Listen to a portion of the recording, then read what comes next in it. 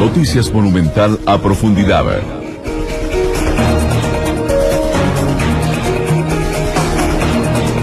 6 de la mañana con 7 minutos, continuamos con más. Ayer el gobierno dio a conocer la propuesta de negociación con el Fondo Monetario Internacional, que ha generado muchísimas críticas, muchísimos cuestionamientos. Ha tratado de defender el gobierno en las últimas horas esta propuesta, que es necesaria para el país en la circunstancia en la que estamos en este momento. Está escrita en piedra, don Randall, puede cambiarse. ¿Cuándo inicia esta negociación oficialmente? Son muchas preguntas que todavía están en el aire. Así es, por eso le agradecemos mucho al ministro de Hacienda, don Elian Villegas, que nos acompaña esta mañana. Don Elian, ¿cómo le va? Muy buenos días. Muy buenos días, don Randall. Pues acá, después de un día largo, pero con mucha gana aquí de explicarle a Costa Rica esa propuesta que hemos presentado y que buscamos sea en beneficio de todo el país. Don Elian, existe la percepción de que está muy cargada hacia el tema de impuestos, pero como la realidad no necesariamente se trata de percepciones, veamos los números. Ustedes están pidiendo en ingresos 6,4 billones de colones y están ahorrando en gastos 2,3 billones de colones, es decir, la relación es 3-1. Lo que los datos nos dicen es que sí es un paquete de impuestos con un componente de gasto.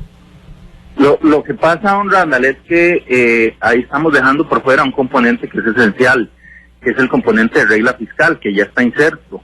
Es decir, el gasto, hay un tema de percepción. Es mucho más fácil sentir el impuesto que la eliminación del gasto. Y el gasto está bastante sostenido por el tema de la regla fiscal. Alguien me decía, pero es que no se vale, eso venía en otra ley. Bueno, perdón, pero es que es el mismo gasto. Es decir, ¿cómo hago yo para recortar gasto cuando ya realmente está pues bastante recortado? La única forma sería que inventara nuevo gasto para después venir a recortarlo, y eso no lo puedo hacer, por supuesto. Acá hay que tener claridad en algo. Nosotros venimos de una situación en la que nos cayó una pandemia que desgraciadamente trastocó toda la situación fiscal del país. Esa pandemia nos provocó que se nos perdiera de un día a otro 1.2 billones de colones. Y como he dicho en otras oportunidades, ahí lo que nos ocurre es que el ingreso se nos hizo más chiquitito, pero el gasto no lo podemos hacer igual de chiquitito, no podemos actuar de la misma manera. Porque hacer el gasto igual de chiquitito implicaría tener menos seguridad, tener menos educación en una situación tan complicada como la actual, donde tenemos que reformular el sistema educativo. Implicaría menos universidades, implicaría menos salud, implicaría que no podemos gastar en cosas como vacunas, que no podemos gastar en el tema social, y no podríamos entonces pensar en bonos para la gente más desfavorecida. Es decir, ¿qué parte del gasto entonces es la que estamos decididos a recortar? Porque ese es el tema de fondo. Es decir, hablemos del gasto de fondo, porque el gasto de fondo en el presupuesto, don Randall, son un 45% es pago de deuda. Ahí yo creo que no podemos recortar. Más de un 10% son pensiones, y alrededor de un 35% son salarios y ayuda social. Sí, don Elian, perdón que lo interrumpa, le entiendo su argumentación en el sentido de que efectivamente este proyecto, es 66% ingreso y 33% gasto, porque ya se había aprobado el tema de la regla fiscal, le entiendo ese argumento. Pero cuando usted me dice, vea, Randall, es que no podemos recortar el gasto en el mismo monto de los ingresos, porque entonces empezaríamos a afectar vacunas, seguridad y educación. Don Elian, pero es que deja por fuera lo que no es seguridad, vacunas y educación, porque yo me lo podría jugar diferente. Le digo, bueno, está bien, pero entonces, ¿por qué no nos ahorramos gasto en RACSA, que nadie sabe qué hace, en el Consejo Nacional de la Producción, en Habdeba, que tienen que pedir préstamos todos los días para pagar sus salarios? Entonces, ¿por qué no le entramos a un recorte del Estado costarricense que usted tendrá que entenderme y entenderlo, que es insostenible en estos términos? Don Randall, se la compro. A ver. Súmeme eso y me dice cuánto le da. No sé, ¿cuánto le da? No da nada, es decir, usted me suma Habdeba con 20.000 millones, se lleva adelante el cierre. Raxa, ¿cuánto es Raxa? Raxa, no sé, pero debe ser 5.000 millones. Estamos hablando aquí de un tema muchísimo más grande que eso, y entonces la realidad aquí es que si usted me habla de recorte de gasto, ok, yo asumo que quien está hablando de recorte de gasto está hablando de 1 a 2 billones de colones, 2,5 billones de educación, 1 billón es pensiones, 4,5 billones es deuda, se la compra en deuda, ok, ¿cómo le hacemos a la deuda? Yo le digo a usted cómo podemos hacer para disminuir la deuda. La forma de disminuir la deuda es darle estabilidad financiera al país. Eso es lo que andamos buscando con este plan. Entonces, ahí es donde hay que tener un poquito de claridad, porque si no nos podemos ir en el tema de alguien que decía, bueno, es que están presupuestando 600 millones en viajes al exterior. Se está presupuestando viajes al exterior para COMEX, que tiene gente afuera, Relaciones Exteriores, que tiene gente afuera, y el resto de ministerios están presupuestando un monto absolutamente ínfimo. Es decir, con 600 millones de colones, ni siquiera nos arrimamos a lo que es el recorte del gasto. Esa parte hay que tener claridad. El recorte del gasto que hemos hecho en el presupuesto es de un 5% contra el gasto primario del año pasado. Estamos hablando de más de 300.000 millones contra el año pasado. Ese recorte está ahí.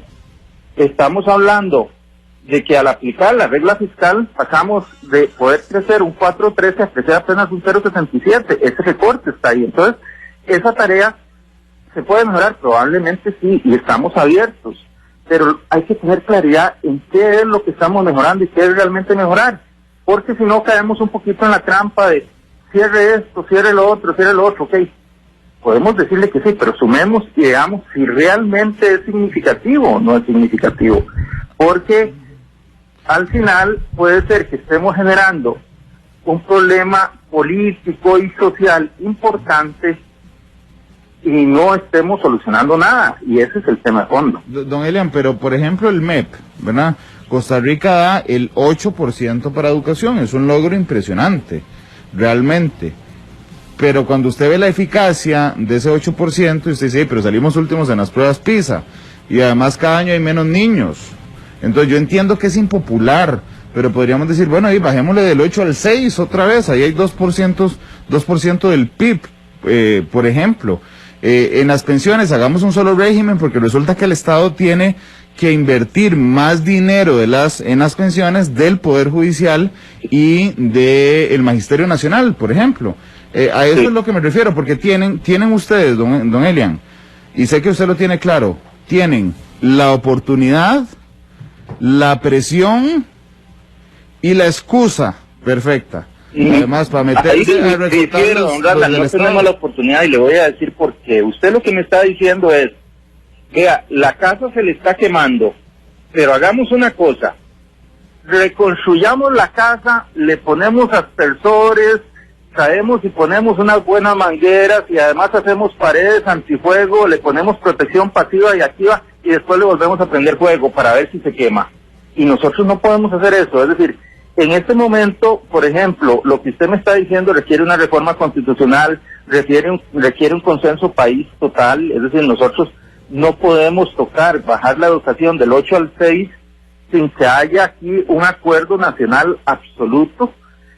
Reformular la educación, imagínese, es un proyecto que viene, yo creo que desde don Mauro Fernández se viene trabajando en ese tipo de aspectos, y en las distintas administraciones se le dan algunos retoques, y en este momento estamos con un enfoque de digitalización que hay que trabajar de forma absolutamente forzada por las circunstancias. Es decir, en medio de eso, ¿cómo nos vamos a poner nosotros en un acuerdo con el Fondo Monetario Internacional? En medio de una situación donde ocupamos rellenar un hueco que se nos abrió por la pandemia, nosotros no podemos entrar en una reforma estructural de educación, nada más por darle el ejemplo. Yo sé que usted lo está poniendo a modo de ejemplo, sí, pero no podemos entrar en una situación de esas porque no tenemos tiempo. Don Elian, el tema es que no se les abrió con la pandemia, se les hizo más grande con la pandemia, eso se la compro, pero el déficit fiscal ya era altísimo, la deuda era altísima, y en una cosa que no es su responsabilidad, sino responsabilidad de los diputados, en dos situaciones. Una, debilitaron enormemente el plan fiscal original. Y segundo, cuando usted plantea recortes, ahí sí se lo reconozco, cuando usted personalmente plantea recortes, los diputados recortan esos recortes. Entonces, digamos, tampoco es que la situación estaba espectacular, más bien estábamos tremendamente mal con desempleo y déficit fiscal que efectivamente se agravó con la pandemia, eso es innegable. Sí, tal vez, don Randall, yo estoy de acuerdo con usted, la situación no era la mejor, pero nosotros veníamos... Era la peor. No era la mejor, me refiero. Pero la situación era manejable. Por decírselo a usted en términos futbolísticos, es como el Cartago de ahora, digamos, ahí venía y le daba esperanza a la gente, ¿verdad? Pero si usted le saca 3, 4 buenos jugadores, de pronto el equipo se le cae. Ahí nos pasó más o menos lo mismo, veníamos en una carretera, veníamos transitando bien, nos apareció un bache de vez en cuando, pero de llegamos a un lugar donde la carretera se la llevó el agua. Y esa carretera que se llevó el agua son 1.2 billones, es que no es poquito, digamos. Cuando uno habla de billones, suena parecido a millones, pero 1.2 billones es muchísima plata. Y entonces, eso es lo que tenemos que reconstruir en este momento. Y desgraciadamente, es una situación donde nosotros no podemos entrar en este momento a tratar de hacer por este proyecto lo que el país no ha hecho durante mucho tiempo. Es decir, aquí estamos en una situación donde ocupamos un proyecto que además pueda ser aprobado, pueda ser conocido y se lleve adelante en un tiempo relativamente corto. Es decir, hay un tema de viabilidad política también. Y entonces ese tipo de cosas hay que considerarlas. Si nosotros nos ponemos a hacer las transformaciones estructurales que el país requiere, no las podemos hacer en 2 o 3 meses. Claro, y esa se la compro también, ¿no, Elian? Pero vamos a ver, la pregunta de fondo es si este tema, que entendemos todos, el tiempo es nuestro peor enemigo en la negociación con el Fondo Monetario Internacional, va acompañada de cambios estructurales, porque es que, y se lo digo transparentemente, usted no era ministro de Hacienda en ese momento. Cuando se negoció el plan fiscal y algunos medios de comunicación nos comimos el pleito feo, de apoyar abiertamente el plan fiscal, ¿verdad? Manteníamos, no era un apoyo irrestricto al plan fiscal, manteníamos la esperanza de que una vez negociado el plan fiscal se le entrara al tema de los gastos, de los gastos a rajatabla. Sí. No se entró, de hecho el recorte más grande que ha habido es desde que usted entró al Ministerio de Hacienda. Entonces, yo entiendo que usted me dice, Randall Dave, sí, pero no me voy a poner a discutir con el Fondo Monetario Internacional si bajamos del 8 al 6 la educación, porque eso nos llevará años tomándolo. Y a usted que le gustan las metáforas, ahora que me puso esa dolorosísima de Cartago, digamos que yo estoy súper endeudado, don Elian, súper endeudado. Y entonces, me atraso 3 meses en todo, en la casa, en el carro, en la tarjeta, en todo. Porque pasó alguna situación, porque me enfermé. Esa es la pandemia y esa es la situación país. Pero yo lo venía manejando bien, lo que pasa es que me enfermé y se me fue todo al suelo. Entonces voy y le pido a alguien, a un tío que me ayude con la plata. Mi tío me da la plata para cerrar ese hueco, ¿verdad? Para decirme, tome, póngase al día. Pero yo me pongo al día, pero voy a seguir exactamente en la misma situación, excepto en ese lapso que esté al día, y a los 3 meses voy a volver igual si no cambio mi estructura de gastos. Entonces, lo que yo temo, y aquí le pido humildemente que nos explique, don Elian, es, si el país pide la plata para enfrentar esta situación, suspende las anualidades por 4 años, hace impuestos temporales de 4 años, significa que en 4 años regresaremos con una deuda de alta, relativamente no tan alta como la de ahora, ¿verdad? A tener la misma estructura de gasto, las mismas anualidades, la misma remuneración, los mismos pluses que son superiores al salario base, las mismas instituciones que son elefantes blancos que existen solo por existir para darle trabajo a sus empleados.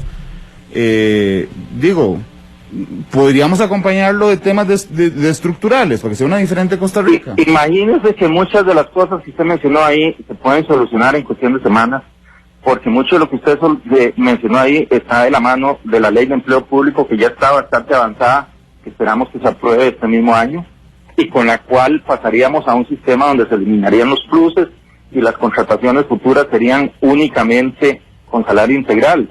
Entonces ahí ya tenemos un paso importantísimo que se está dando. Ya ahí en adelante estaríamos hablando de un solo salario, ya no estaríamos hablando de desigualdades salariales, por decirle algo, entre dos personas que hacen lo mismo. Entonces, ese trabajo sí se ha venido haciendo. La nominalización que se hizo, por ejemplo, de todo lo que tiene que ver con por ejemplo, algunos incentivos, y que viene de la ley 9635, el tema de que no haya aumento salarial mientras la deuda se encuentra por encima del 60%, eso está en aplicación ya, todo esto está en aplicación ya. Ahí ha habido un gran esfuerzo. Lo que pasa es que a veces es mucho más fácil decir que no ha habido esfuerzo en esa parte, y sí ha habido, y ha habido un esfuerzo importante, ¿verdad? Entonces, ahora hay que entender una segunda situación. La relación del empleo público es lo que se conoce como una relación estatutaria, es decir, es una relación regida por ley. Entonces, no es algo que ni el ministro de Hacienda ni ningún otro ministro pueda venir y cambiar, excepto que haya una ley que lo cambie. Y por eso es que se hace necesario la ley de empleo público, para cambiar la situación del empleo público en su totalidad. Y por eso ocupamos ley para eliminar las anualidades. Y ese tipo de cosas, ¿verdad? Entonces, ahí se ha venido avanzando, creo que el trabajo ha sido importante, y la Asamblea Legislativa pues ha venido ayudando, y es una cuestión estructural de gran importancia, pero evidentemente no puede ser algo que se haga desde el lado administrativo, y entonces requiere su tiempo, porque también los diputados están inmersos en una situación país y con una presión política de distintos sectores, ¿verdad? Entonces esa parte también hay que entenderla. Y indudablemente, don Elian, lo que pasa es que estamos, digamos, en la conjunción de elementos más propicios para hacer cambios estructurales. Es que cuando uno dice, bueno, es que hay grandes transferencias corrientes, el 27% del presupuesto nacional. Entonces, una vez que recojamos, y yo entiendo la idea de recoger porque nos surge mucho, y todo se nos va a ir en el gasto, o sea, exactamente en la misma estructura de gasto. Entonces uno dice, bueno, ¿cuál es la diferencia de este gobierno con otros gobiernos? Que tiene la excusa, don Elian. Veamos ahí, don Randall, un momentito nada más, y luego le voy a decir, porque sí cambian las cosas después de los 4 años, pero nada más, tomo la palabra suya, las transferencias, porque yo me le he metido a las transferencias, y la pregunto, ok, ¿cuál corto? Corto la de Conavi, si corto la de Conavi, entonces disminuimos gasto de capital, y no construimos carreteras, no construimos puentes, no hacemos conservación vial. Corto las municipalidades de inmediato me van a decir que ellas son mucho más eficientes que el Conavi, que ellas se encargan de toda la red cantonal, y que entonces cuando vengan una serie de situaciones, cuando vengan los inviernos, las calles van a estar en mal estado y va a ser terrible en todas las comunidades. Corto, ¿cuál otra? Las asignaciones familiares, sería cortar el gasto social, y entonces ahí entramos en graves problemas, porque hay una cantidad importantísima de la población que ocupa esa ayuda social. Corto las de las universidades, ya la cortamos en un 5% precisamente para el presupuesto del otro año. Si ustedes me dicen hay que cortarla más, bueno, entonces, ¿qué hago? Porque las universidades plantean, y en realidad son fundamentales dentro de un proceso de desarrollo del país y de reactivación económica, porque ocupamos gente capacitada. Entonces, ahí hay que plantearse, no es solo decir voy a cortar en las transferencias, es que las transferencias que se hacen tienen una función. Todas, y usted entonces, no cortaría ni en una. Bueno, podríamos ver cuál, pero el tema es que cuando decimos el 27% del presupuesto está en transferencias, sí, y muchas de esas transferencias van para pagar salarios, ¿a dónde van? Entonces, de instituciones que tienen funciones concretas, entonces podemos revisar, y yo con mucho gusto me apunto a recortar transferencias, Pero el tema es que tenemos que decir con exactitud qué es lo que estamos cortando y por qué lo estamos cortando. Don Elian, yo entiendo, vamos a ver, es que esto no es una guerra de decirle, ¿por qué al ministro de Hacienda no corta transferencias? Yo entiendo eso, pero también entiendo que hay que priorizar, y entonces usted, yo soy hijo de la universidad pública, y creo que usted también, don Elian, cuando... Ok, perfecto, yo marché en la U, hice un montón de cosas en la U, pero yo entiendo que hay que priorizar. No, yo estudié. Bueno, yo hice las dos, yo estudié y marché, y de fijo usted marchó también. No, pero, señor, yo no marché en la U, ahí sí no. Yo sí un par de años, pero bueno, lo que le iba a decir es que yo entiendo que las universidades públicas son necesarias en el desarrollo, y que los docentes tienen que tener buen salario, indudablemente, eso lo apoyo, pero, vea, meterse a trabajar, usted y yo lo sabemos, meterse a trabajar de administrativo a una U, es ganarse la lotería. Ahora hay que pagar impuestos, pero antes era ganarse la lotería.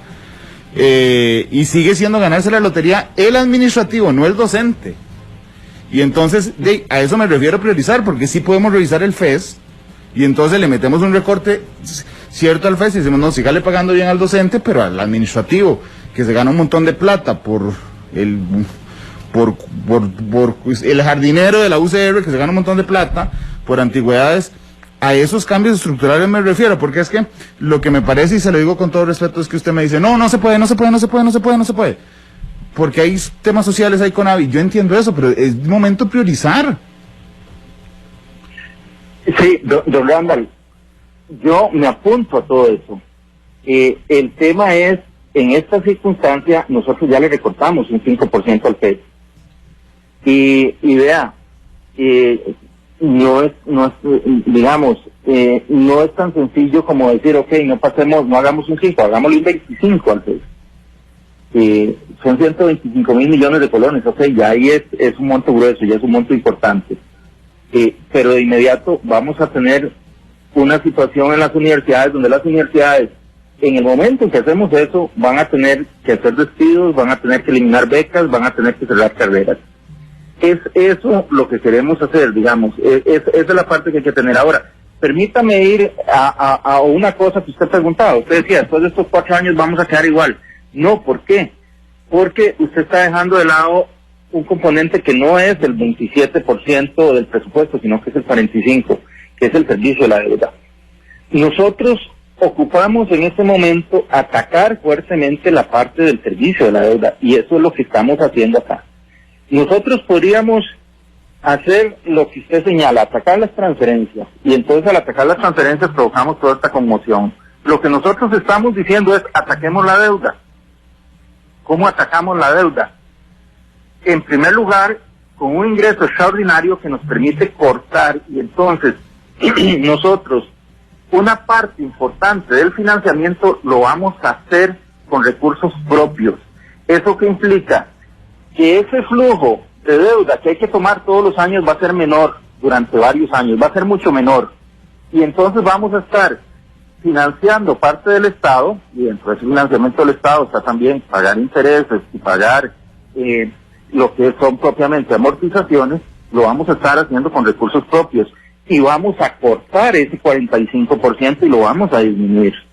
Y entonces lo que estamos proponiendo es tener un superávit primario para el 2024, y entonces ahí ya vamos cambiando la trayectoria de la deuda, y entonces vamos liberando cantidades importantes de presupuesto, y eso nos va a permitir llevar adelante procesos de transformación estructural. Ya ahí el Estado sí puede dedicarse a pensar la reforma estructural de una forma distinta. Pero eso está buenísimo, don Elian, pero ¿por qué no le entramos a la razón por la que tenemos deuda? Digo, ojalá logremos lo que usted dice y entonces hagamos esa amortización que nos permita disminuir el pago de intereses y tengamos un superávit primario, que es el ingreso menos el gasto, sin contar los intereses de la deuda en 2025. Espectacular. Pero ¿por qué nos endeudamos? Bueno, nos endeudamos porque tenemos una estructura de gastos, don Randall. Entonces cambiamos la estructura de gastos. Es lo que estamos haciendo, imagínense que el componente de esa estructura de gasto, un 45% de ese componente de la estructura de gastos es el servicio de la deuda. A eso es a lo que le estamos apostando a cambiar en este momento. ¿Por qué? porque ahí no tengo personas. Es que, don Randall, hay que entender una cosa, es muy fácil decir, cerremos esto y cerremos lo otro y cerremos lo otro, ok, en el momento que yo digo, cierren esa institución y tiene 800 personas, estoy dejando 800 familias sin trabajo en medio de una pandemia. Eso tiene sentido hoy. Ok, entonces, Ese es parte del tema, don Randall. Entonces, aquí lo que nosotros estamos diciendo es ataquemos el problema ahí en el 45% del presupuesto. No hay una sola partida más importante que la que estamos atacando. Ok, la segunda es la que no estamos atacando, que son las remuneraciones. Sí la estamos atacando, don Randall, lo estamos atacando por anualidades, estamos diciendo que los salarios no van a subir, estamos con una ley de empleo público que cambia todo el enfoque en el sector público. Sí lo estamos haciendo, pero no puede ser tan rápido. Okay. Ese es el tema de fondo. Entonces, déjeme comprenderle algo para ser justo, don Elian. Digamos, en este instante usted dice, vamos a ver, para entrar sin tener, una conmoción política enorme y una conmoción social enorme en medio de una pandemia, apostémosle a lo que no nos genera pérdidas humanas. Y cuando digo pérdidas humanas no son muertes, sino empleos, desesperación en las familias. Entrémosle a eso, entrémosle a lo que no nos genera pérdidas humanas, que además es muy importante porque es el grueso de nuestro gasto. Entrémosle a la deuda. Una vez que tengamos estabilizada la deuda, que ya será entre 4 o 5 años, entonces entrémosle a los temas estructurales, pero a los temas estructurales que generan pérdidas humanas. En este momento no le van a entrar a eso. Es que, don Randall, a eso se le está entrando y se le está entrando muy seriamente. Le repito, ahí está todo el paquete de medidas. La nominalización de incentivos. O sea, yo recuerdo las convenciones colectivas. Las convenciones colectivas, recuerde que antes, por ejemplo, decían claramente que la cesantía era indefinida y que si usted llegaba y renunciaba se podía llevar la cesantía. Merced a acciones de inconstitucionalidad que fueron planteadas, si mal no recuerdo, por don Otto Guevara, esa cesantía se cortó de ser indefinida a ser a 20 años. Dijo la sala en aquel momento que era lo razonable. Claro, pero no son ustedes los que lo cambian, fue Otto Guevara. No, espéreme un momentito, don Randall, vea. En la ley 9635 ya se dijo, no, 20 años no es razonable. Lo razonable son 8 y si hay convención colectiva, cuando mucho 12. Ya ahí se dijo, y ya ese es un cambio que está vigente. Y los incentivos, hay una nominalización de incentivos que es importante y que cambia mucho la trayectoria de crecimiento del presupuesto. Ahora, lo que pasa es que tenemos que entender una situación. Hay gente con derechos adquiridos. Y no es tan sencillo, ni desde el punto de vista jurídico, ni desde el punto de vista político, decir, ok, 20,000 personas tienen que irse para la calle. Es decir, eso no es tan simple. Aquí nosotros estamos con un programa de movilidad laboral. Un programa de movilidad laboral con el cual esperamos que salgan del sector público alrededor de 7,000 personas. Una movilidad laboral voluntaria. Entonces, el esfuerzo se está haciendo y está planteándose también en términos del programa que estamos tratando de negociar. Pero a veces, independientemente de lo que pensemos, debemos ver las complejidades de las acciones. Y eso se nos puede ir un poquillo de las manos, siento yo, sobre todo en un tema que termina siendo así de importante. Vea, ayer por ejemplo, en un chat de WhatsApp en el que estoy, en el que en estos días soy más espectador que actor, porque en los chats de amigos, de compañeros, yo sé que no soy el más popular. ¿No lo han sacado? No, la gente es muy respetuosa y más esas cosas. Pero vea, ayer precisamente empezaron a disparar cosas en un chat y decían, es una barbaridad, más impuestos aquí y allá, y a las transacciones bancarias, etcétera, etcétera. Y entonces una compañera lo que dijo fue, dichosos ustedes, yo no tengo que pagar ninguno de esos impuestos porque mi salario no alcanza, me están pagando un 50% de mi salario. En este momento, ese es todo el trabajo que tengo. Y entonces ahí es donde uno se pone a ver, ok, esa es la situación en la que estamos en este momento. Nosotros acá tenemos que pensar en que estamos atacando el mayor componente, ahí donde es más fuerte el efecto, y le podemos dar vuelta. Le podemos dar vuelta porque lo que estamos planeando es golpearlo fuertemente, disminuir sensiblemente esa parte, cambiar la trayectoria y a partir de ahí la regla fiscal sigue haciendo su trabajo y sigue metiendo el gasto en cintura. Entonces, ese es un tema importante que antes no teníamos regla fiscal, ahora la tenemos y la regla fiscal obliga a gastar menos. Y eso es importantísimo. Y el esfuerzo adicional que se ha hecho desde la Asamblea Legislativa y desde el gobierno, realmente en la parte de gasto, realmente es importante. Yo sé que los impuestos no son populares, nadie lo quiere. Aquí en el país, permítame decirles, tampoco a mí me gustan. A mí en lo particular, ya yo voy a tener que pagar más impuestos. Y por supuesto que yo querría pagar menos, no más.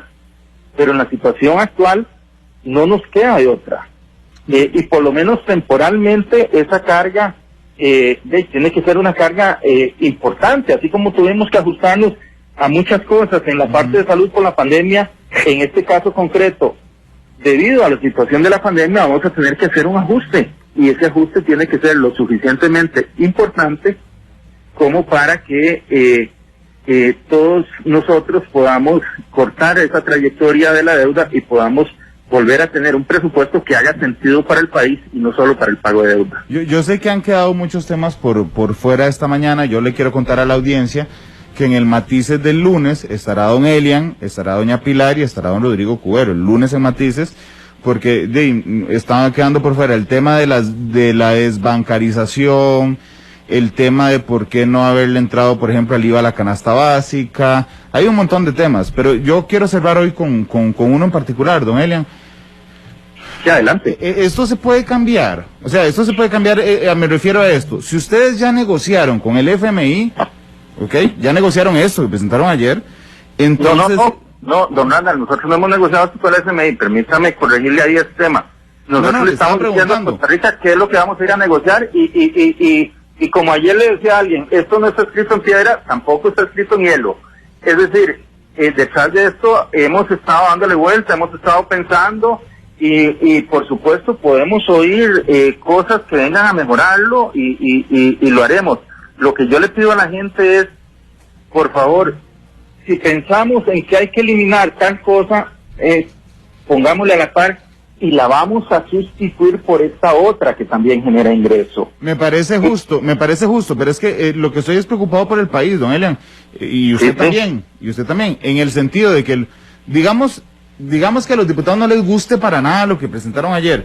Está bien, pero es que no tenemos tiempo como para decir, bueno, démonos 6 meses para reestructurar el proyecto. Eso es lo que me preocupa, porque necesitamos llevarle una respuesta al Fondo Monetario, o una negociación al Fondo Monetario Internacional. ¿Para cuándo? Digamos, ¿cuándo prevé usted que podamos decir al fondo, aquí está, ya, en piedra, ahora sí, porque todo el mundo la aprobó, nuestra propuesta? Nosotros tenemos que sentarnos con el fondo a partir del 5 de octubre.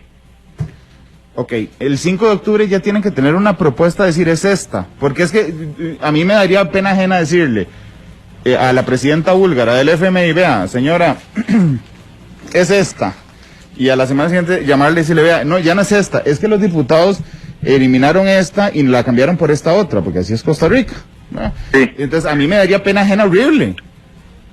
Usted, cuando a esa fecha, el 5 de octubre, tienen que ir con una propuesta definitiva. Pues sí, para esa fecha hay que tener una propuesta. Yo no le diría, es una propuesta de negociación. Evidentemente el fondo también nos va a decir, bueno, ya es que esta no me gusta, o esta me parece que no da, o esta no la va a tomar en consideración, ¿por qué no ver esta otra? Pero desde ese punto de vista nos estamos sentando a negociar, y cuando uno se sienta a negociar, pues hay circunstancias que se toman en consideración y que hacen que las propuestas cambien. Pero sí debiéramos llevar una propuesta seria de negociación, y eso implica tener claridad en lo que estamos proponiendo y en lo que puede generar esa propuesta de negociación. Ahora, don Elian, perdón, que dicha que me explica eso, porque así nosotros generamos, nosotros el país, presión sobre los diputados que ven eso, pero además usted me acaba de decir que cuando lleven eso, el fondo les puede decir, no, esta no me gusta, esta no es real, o no tiene en estas son súper positivos y esto no va a generarles este ingreso. Y entonces podrían deberle decir, tome y me sube el IVA, que es más fácil. Y entonces usted va a decir, suave, señora Búlgara, es que el presidente le prometió a Costa Rica no subir el IVA. O sea, nos podrían prometer cosas que ya ustedes, pedir cosas, perdón, que ya ustedes descartaron. Bueno, lo que pasa es que ahí el presidente fue muy claro y el presidente dijo que no va a negociar.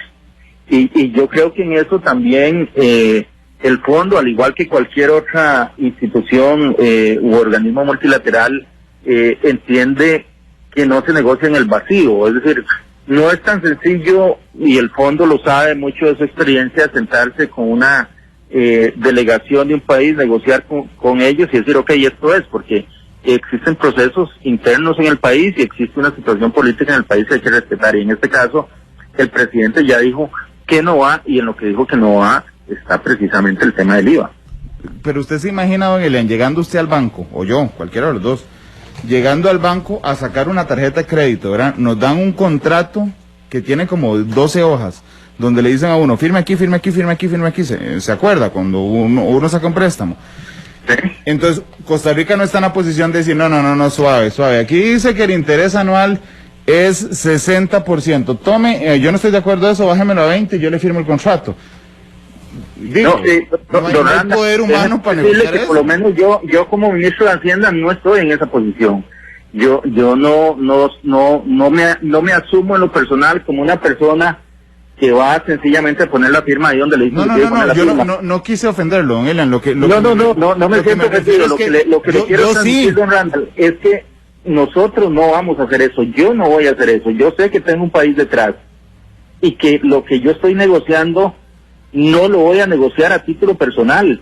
No es el futuro mío el que se juega ahí, aunque también se juega.